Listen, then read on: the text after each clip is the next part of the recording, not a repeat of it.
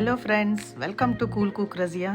వేడి అన్నంలో 2 స్పూన్లు నెయ్యి వేసుకొని కొబ్బరి కారం వేసుకొని కలుపుకొని తింటే ఉంటుంది, స్వర్గంగా అనిపిస్తుంది అనుకోండి.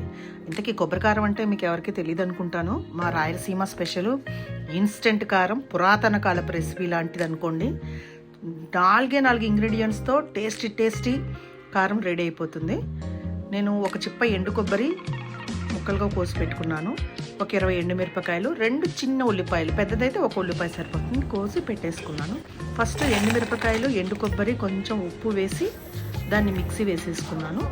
ఆ తర్వాత ఉల్లిపాయ ముక్కలు కూడా వేసి మిక్సీ పట్టుకోవాలి. ఇది అన్నం లేక కానీ చపాతీ లేక కానీ చాలా బాగుంటుంది. ఒకసారి చేస్తే చాలా రోజులు ఉంటుంది. ఇదిగోండి, ఉల్లిపాయ మరీ మెత్తగా కాకుండా కొంచెం కచ్చాపచ్చగా చేసేసుకోవచ్చు. ఎండు కొబ్బరి కారం రెడీ. దీన్ని పచ్చి కొబ్బరితో కూడా చేసుకోవచ్చు, కానీ ఎండు కొబ్బరితో ఎక్కువ టేస్ట్గా ఉంటుంది. Like and subscribe.